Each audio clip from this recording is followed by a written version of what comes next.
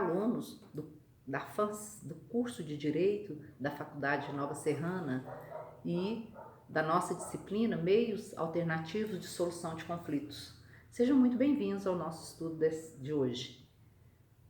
Hoje nós vamos dar continuidade ainda à unidade 2, onde estamos estudando sobre a conciliação, um dos métodos de solução de conflitos colocados à disposição do cidadão. Hoje nós vamos trabalhar com fundamentos jurídicos da conciliação. Mas afinal, o que é fundamento jurídico? Nós temos fundamentos jurídicos, fundamentos legais e fundamentos fáticos. Existe uma diferença? O Superior Tribunal de Justiça, ele afirma que sim. Em decisão recente, ele afirma que sim. O que seria então o fundamento jurídico? O fundamento jurídico é a consequência jurídica do ato. Então, o fundamento jurídico seria um alicerce normativo sobre o qual se assenta o direito, aquele direito que nós reivindicamos. O fundamento legal, o que é? É o dispositivo de lei. É o dispositivo de lei, é a norma específica sobre a matéria que está em debate. E o fundamento fático? O fundamento fático são os acontecimentos, são os fatos que levaram à construção daquele fundamento jurídico e, consequentemente, do fundamento legal. Na conciliação, 3 fundamentos fáticos lhe deram origem. Não só no Brasil, mas em todo o mundo. Que fundamentos foram esses? O primeiro fundamento, o fundamento funcional. Esse fundamento, ele teve a sua origem na crise da justiça. O que era essa crise da justiça? Era a falta de funcionalidade da justiça, do sistema de justiça, em síntese, do Poder Judiciário. Esse sistema é um sistema moroso, caro e que não satisfaz ao cidadão. Então, esse foi o primeiro fundamento fático que levou à construção do fundamento jurídico. O segundo fundamento fático foi a necessidade da pacificação social. O que isso significa? Significa que uma sentença, ela não pacifica. A sentença judicial, ela julga.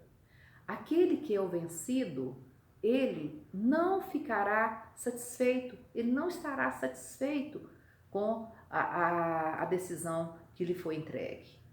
Consequentemente, não há pacificação, porque o conflito, ele vai se perpetuar no tempo e no espaço onde ele ocorre. A partir de então, existia a necessidade real de uma pacificação. E os métodos autocompositivos, eles poderiam trazer essa pacificação real, inclusive na prevenção dessas tensões sociais. Terceiro fundamento fático. Autonomia. As partes litigantes, elas reivindicavam a maior participação no processo. Consequentemente, existia uma reivindicação de que outros métodos, outras formas de solução fossem aprimoradas e adaptadas ao Poder Judiciário.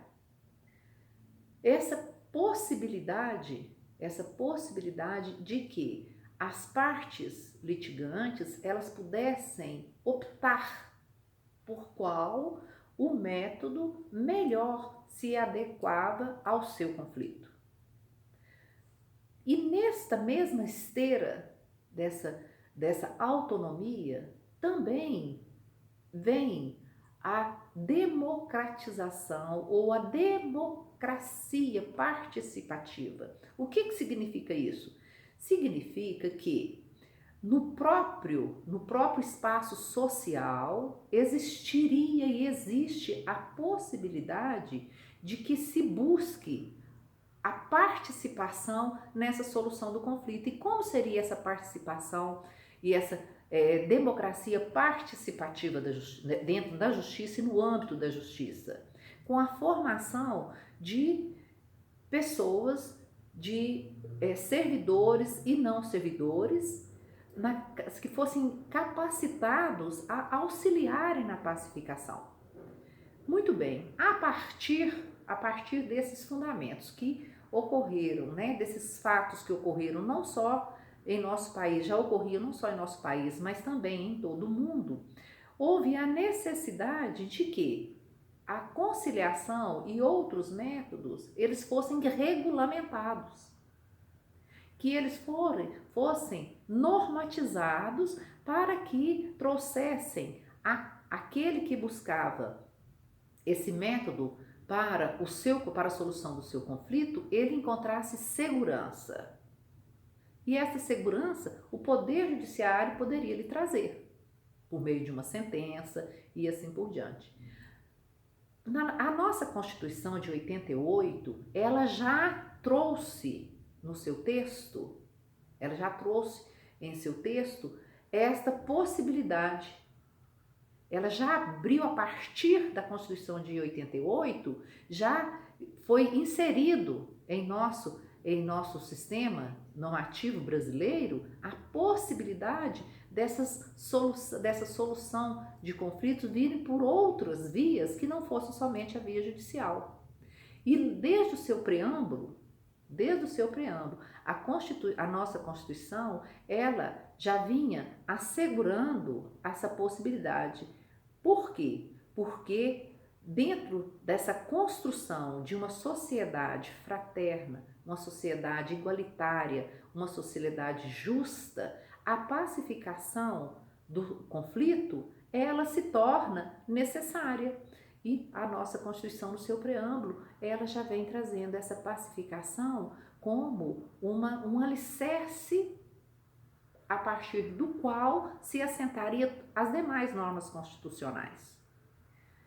Nós verificamos, então, que a partir do preâmbulo, não é? Nós temos lá no artigo 3º a previsão da solução pacífica dos conflitos. Nós temos lá no artigo 4º também a pacificação dos conflitos, tanto os internos como os internacionais, que essa pacificação ela seria feita de uma forma efetiva e com essa solução autocompositiva. Nós temos o acesso à justiça já vindo garantindo lá no artigo 5º. A nossa Constituição, ela tem em todo o seu bojo várias menções ao acesso à justiça e à pacificação dos conflitos, em toda a nossa Constituição. A partir de então, as nossas legislação esparsa infraconstitucional também vem estimulando, regulamentando a pacificação dos conflitos de uma forma que fosse prestigiado a autonomia. A autonomia, ela vem sendo prestigiada em várias normas esparsas na nossa legislação infraconstitucional. E o nosso Código de Processo Civil, inclusive nós estudamos alguns dos seus artigos anteriormente, em nossa aula anterior. O nosso Código de Processo, ele vem desde o seu artigo 3º, o nosso código já vem regulamentando as formas autocompositivas. Nós temos o artigo 167, que já traz para dentro do nosso código a regulamentação tanto dos núcleos como das câmaras de solução de conflitos, a forma de trabalho de todos aqueles membros dessas câmaras e dessas instituições.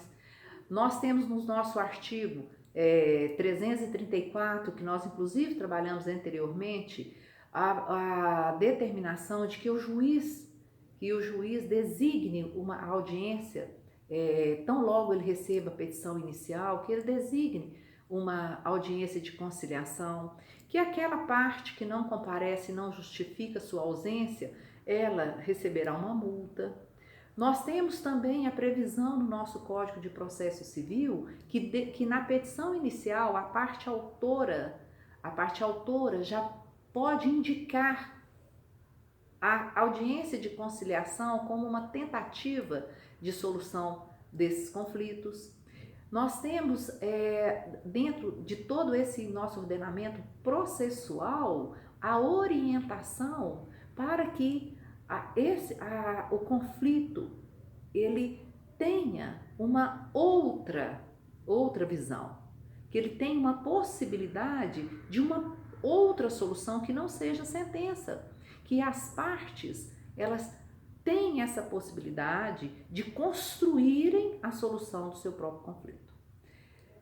É o que nós tínhamos a colocar hoje. Então nós temos esse fundamento, o fundamento jurídico.